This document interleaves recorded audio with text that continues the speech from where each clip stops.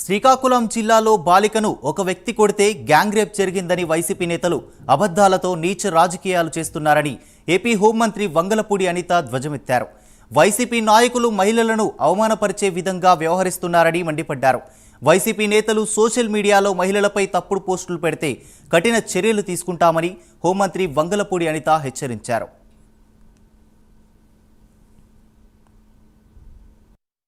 YCP వాళ్ళ పరిస్థితి ఎలా ఉందంటే, ఎక్కడైనా ఏదైనా ఇన్సిడెంట్ జరగడం భయం, దాని పూర్వపరాలు కూడా గ్రహించుకోకుండా, అవతల ఆడపిల్ల అన్న సంగతి కూడా ఆలోచన చేయకుండా, ఏదో రకంగా గవర్నమెంట్ మీద బురద జల్లాలి అని ఒకే ఒక కాన్సెప్ట్తో వాళ్ళకి తెలిసి చేస్తున్నారో తెలియకుండా చేస్తున్నారో కానీ, ఆ లేడీ ఎవరైతే ఉన్నారో, ఆ మహిళ ఎవరైతే ఉన్నారో, ఆ అమ్మాయి ఎవరైతే ఉన్నారో, ఆ బాలిక ఎవరైతే ఉన్నారో వాళ్ళని వీధిని పెట్టే పరిస్థితులు వచ్చినాయి.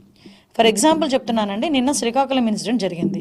శ్రీకాకుళం ఇన్సిడెంట్లోని ఆ అమ్మాయి ఎవరైతే ఒక డిగ్రీ చదువుతున్న అమ్మాయి, 3rd year చదువుతున్న అమ్మాయిని స్పృహ తప్పి పడిపోయారు.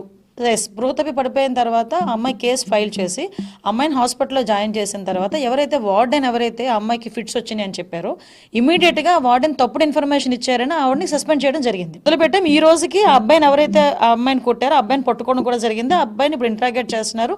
ఆ అబ్బాయి కొన్ని విషయాలు ఒప్పుకున్నాడు కూడా ఈ రోజుకి. అయితే నిన్న వైఎస్ఆర్సీపీ పార్టీ వాళ్ళు, అదేవిధంగా అక్కడికి పరామర్శించుకెళ్ళిన ఎక్స్ డిప్యూటీ సీఎం ధర్మాన గారు కానీ వీళ్ళందరూ కూడా అక్కడ ఏదో సెక్షువల్ అసాల్ట్ జరిగింది, ఆ అమ్మాయి గ్యాంగ్ రేప్ చేశారు ఆ అమ్మాయిని అని రకరకాలుగా మాట్లాడారు. మేము ఎంక్వైరీ చేయించుకున్నాము, హాస్పిటల్ డాక్టర్స్ని పంపించుకొని ఎగ్జామిన్ చేయించుకుంటే ఎటువంటి సెక్షువల్ అసాల్ట్ జరగలేదు, కేవలం అమ్మాయిని కొట్టడం వల్ల అమ్మాయి స్పృహ తప్పి పడిపోయిందని చాలా క్లియర్గా చెప్పారు.